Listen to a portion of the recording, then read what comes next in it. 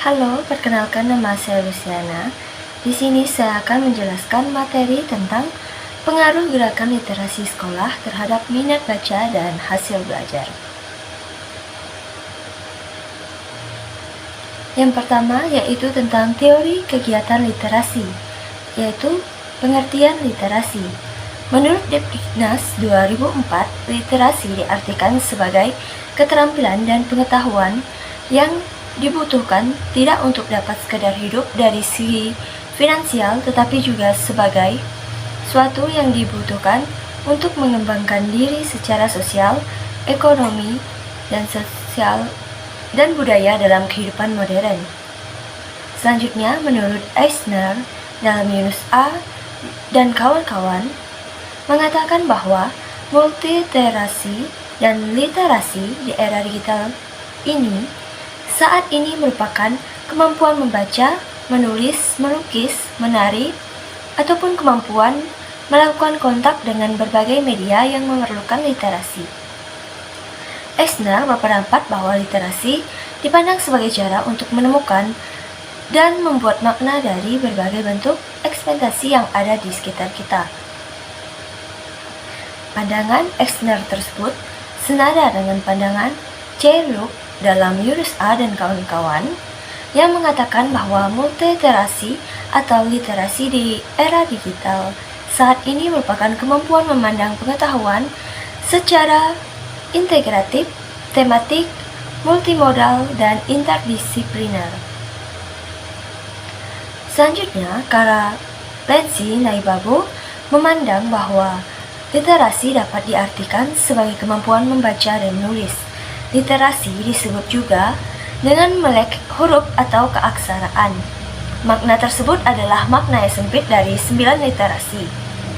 Saat ini telah dikenal makna luas tentang literasi, yaitu melek teknologi, melek informasi, berpikir kritis, peka terhadap lingkungan, dan politik.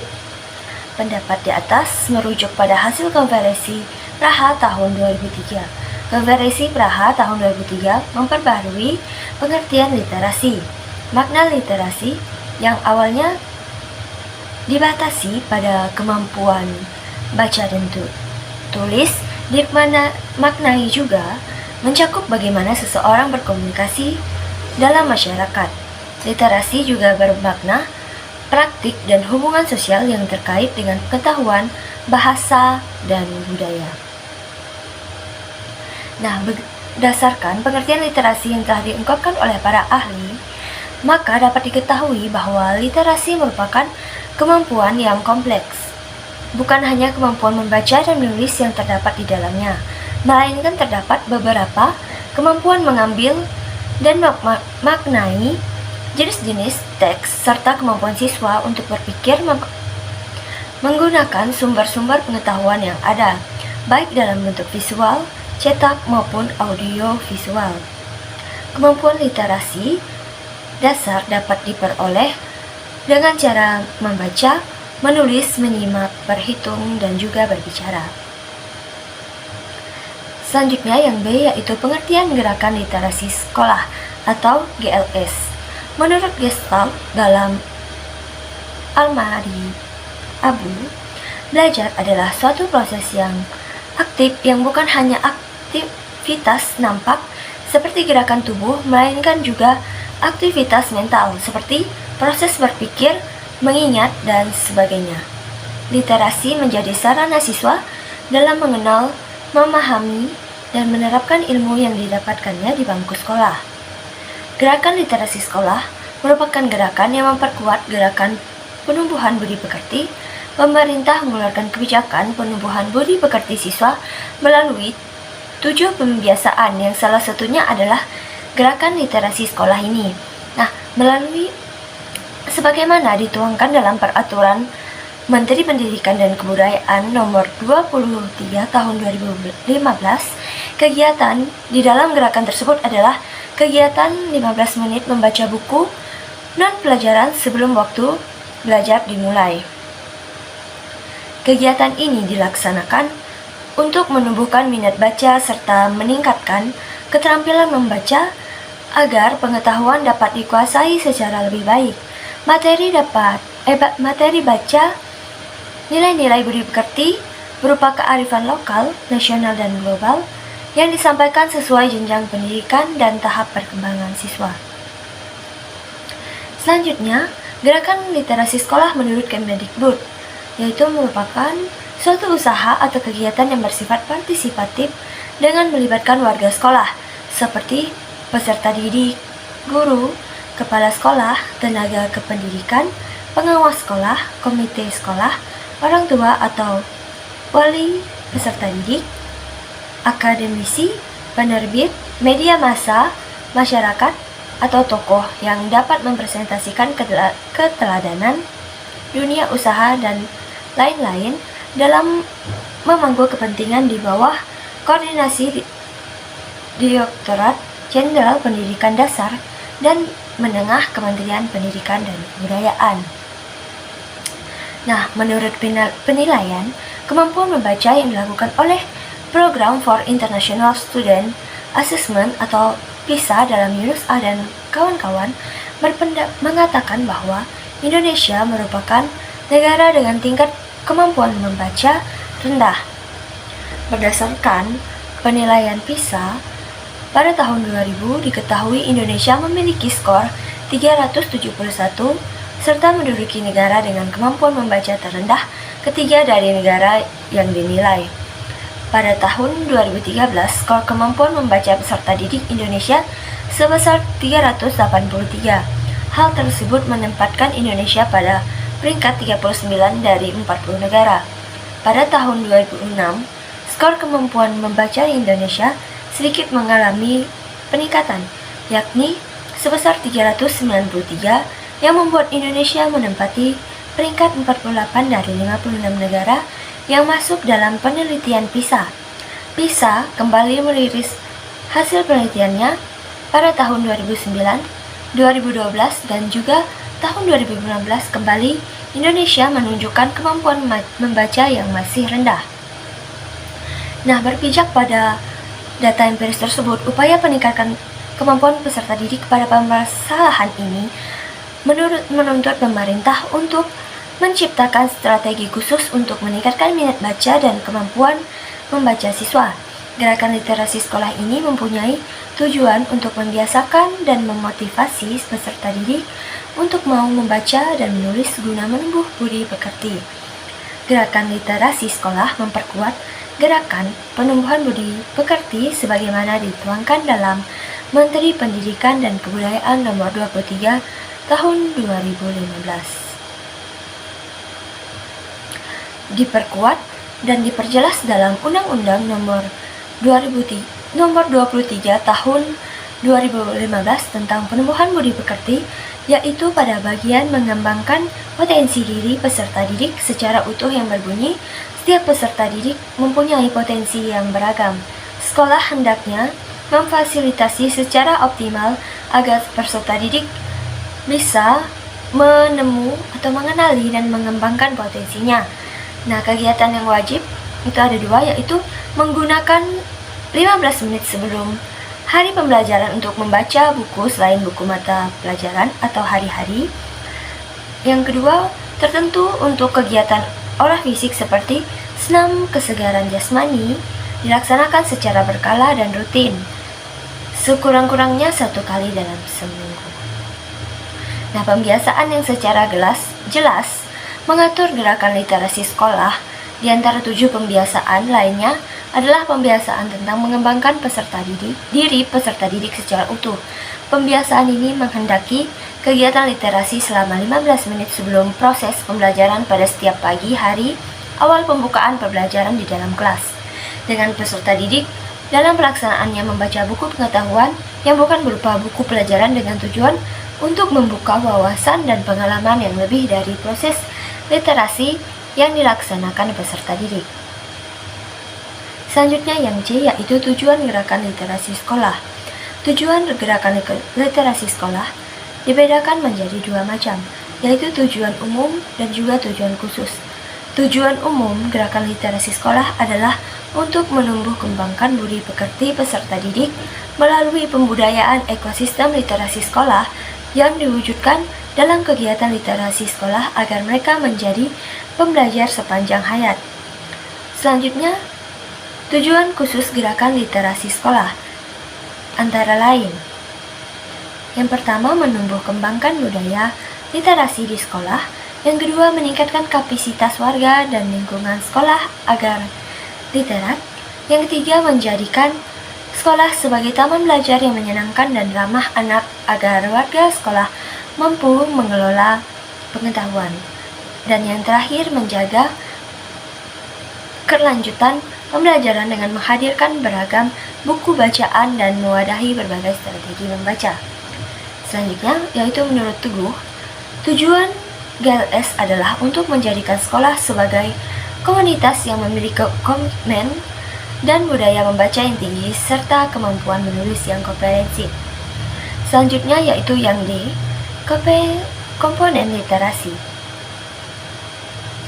Clay dan Ferguson menjabarkan bahwa komponen literasi informasi terdiri dari literasi dini, literasi dasar, literasi perpustakaan, literasi media, literasi teknologi, dan juga literasi visual. Yang pertama, literasi dini, yaitu kemampuan untuk menyimak, memahami bahasa lisan, dan lisan yang dibentuk oleh pengalamannya berinteraksi dengan lingkungan sosialnya di rumah. Pengalaman peserta didik dalam berkomunikasi dengan bahasa ibu menjadi fondasi perkembangan literasi dasar. Yang kedua, literasi dasar, yaitu kemampuan untuk mendengarkan, berbicara, membaca, menulis, dan juga menghitung, berkaitan dengan kemampuan analisis untuk memperhitungkan, 14 mempersepsikan informasi, mengkomunikasikan, serta menggambarkan informasi berdasarkan pemahaman dan pengambilan kesimpulan pribadi. Yang ketiga, literasi perpustakaan, antara lain memberikan pemahaman cara membedakan bacaan fiksi dan non-fiksi, memanfaatkan koleksi, referensi, dan periodikal, memahami decimal system sebagai klasifikasi pengetahuan yang memudahkan dalam menggunakan perpustakaan, memahami penggunaan katalog dan pengindeksan sehingga memiliki pengetahuan dalam memahami informasi ketika sedang menyelesaikan sebuah tulisan, penelitian, pekerjaan, atau juga mengatasi masalah. Selanjutnya, literasi media, yaitu kemampuan untuk mengetahui berbagai bentuk media yang berbeda, contohnya seperti media cetak, media elektronik, digital, dan sebagainya. Yang kelima, literasi teknologi, yaitu kemampuan memahami kelengkapan yang mengikuti teknologi seperti perangkat keras, perangkat lunak, atau software, serta etika dan etiket dalam memanfaatkan teknologi. Yang keenam yaitu literasi visual, adalah pemahaman tingkat lanjut antara literasi media dan literasi teknologi yang mengembangkan kemampuan dan kebutuhan belajar dengan memanfaatkan materi visual dan audiovisual secara kritis dan bermartabat. Selanjutnya yaitu E, prinsip-prinsip literasi sekolah. Beers mengatakan bahwa terdapat beberapa prinsip-prinsip dalam literasi sekolah. Yang pertama, pengembangan literasi disesuaikan dengan pengembangan yang dapat diprediksi. Nah, tahap perkembangan anak akan mempengaruhi kemampuan anak dalam membaca dan menulis. Guru perlu mengetahui tahap perkembangan anak guna merancang strategi pembiasaan yang tepat. Strategi pembiasaan tepat akan menentukan keberhasilan proses pembiasaan yang dilakukan. Yang kedua, program literasi yang bersifat berimbang. Guru perlu menyadari bahwa setiap anak memiliki kebutuhan dan minat yang berbeda. Strategi membaca dan jenis buku teks yang dibaca harus dibuat variatif dan menyesuaikan pendidikan anak. Guru perlu memanfaatkan beragam jenis bacaan yang ada secara seimbang. Selanjutnya yang C, program literasi terintegrasi dengan kurikulum. Pembiasaan literasi bukan menjadi bagian terpisah dari kurikulum. Pembiasaan ini harus terintegrasi dengan kurikulum. Guru harus dapat memadukan setiap pelajaran yang ada dengan kegiatan pembiasaan literasi. Guru perlu diberikan pengembangan profesi agar dapat menjalankan kegiatan pembiasaan ini. Selanjutnya yang D, kegiatan membaca dan menulis dilakukan kapanpun. Kegiatan pembiasaan literasi tidak hanya dilakukan sebelum pembelajaran dimulai. Pembiasaan ini dapat dilakukan kapanpun. Guru dan sekolah harus memfasilitasi anak dalam kegiatan tersebut. Pembiasaan literasi dilakukan kapanpun agar dapat optimal dalam menanamkan budaya literasi pada anak. Selanjutnya yang E yaitu kemampuan literasi mengembangkan budaya lisan. Budaya literasi diharapkan dapat menumbuhkan budaya lisan pada anak. Anak diharapkan dapat memiliki kemampuan menyampaikan gagasan dan idenya yang diperoleh dari kegiatan literasi. Kegiatan pembiasaan literasi harus diwarnai dengan kegiatan diskusi, sehingga anak dapat belajar berpendapat, mendengarkan, dan juga menghormati pendapat orang lain. Selanjutnya yang F yaitu kegiatan literasi perlu mengembangkan kesadaran terhadap keberagaman. Kesadaran dan penghormatan akan perbedaan merupakan salah satu nilai yang dikembangkan dalam kegiatan ini. Pembiasaan literasi ini diharapkan dapat membuka pemikiran anak akan keberagaman yang ada. Bahan bacaan harus memperlihatkan kekayaan dan keberagaman budaya Indonesia, sehingga melatih anak untuk menghargai keberagaman yang ada. Selanjutnya yaitu yang F, tahapan-tahapan literasi sekolah. Menurut Direktorat Jenderal Pendidikan Dasar dan Menengah, tahap pelaksanaan program literasi sekolah ada 3, yaitu tahap pembiasaan yang bertujuan untuk menumbuhkan minat siswa terhadap bacaan dan kegiatan membaca. Pada tahap pembiasaan ini, kegiatan dilakukan sesuai dengan jenjang pendidikan, yaitu SD kelas rendah dan SD kelas tinggi, dengan kegiatan seperti menyimak dan juga membaca buku bacaan. Selanjutnya yaitu tahap pengembangan. Tahap pengembangan bertujuan untuk mempertahankan minat terhadap bacaan dan terhadap kegiatan membaca, serta meningkatkan kelancaran dan pemahaman membaca siswa. Kegiatan yang dilakukan dapat meliputi menyimak, membaca, berbicara, menulis, dan juga memilah informasi. Selanjutnya yaitu tahap pembelajaran. Tahap pembelajaran bertujuan untuk mempertahankan minat siswa terhadap bacaan dan terhadap kegiatan membaca, serta meningkatkan kegiatan literasi siswa melalui buku-buku pengayaan dan juga teks pelajaran. Nah, kegiatan literasi pada pembelajaran meningkatkan kemampuan berbahasa reseptif, yaitu atau membaca dan menyimak, dan juga aktif berbicara dan menulis yang sudah dilakukan pada tahap pengembangan. Selanjutnya yang kedua yaitu literasi dasar. Pengertian literasi dasar. Literasi dasar yaitu kemampuan untuk mendengarkan, berbicara, membaca, menulis, dan juga menghitung berkaitan dengan kemampuan analisis untuk memperhitungkan, mempersiapkan informasi, mengkomunikasikan, serta menggambarkan informasi berdasarkan pemahaman dan pengambilan kesimpulan pribadi. Literasi dasar yaitu kemampuan membaca, pembiasaan kegiatan membaca yang menyenangkan di sekolah. Pembiasaan ini bertujuan untuk menumbuhkan minat terhadap bacaan dan terhadap kegiatan membaca dalam diri warga sekolah. Selanjutnya itu macam-macam literasi dasar, yaitu ada 6 literasi. Yang pertama, literasi baca tulis. Salah satu di antara 6 literasi dasar yang perlu dikuasai ia adalah literasi baca tulis. Membaca dan menulis merupakan literasi yang dikenal paling awal dalam sejarah peradaban manusia. Peningkatan budaya baca dan kegemaran menulis harus ditetapkan sejak dini. Literasi numerasi.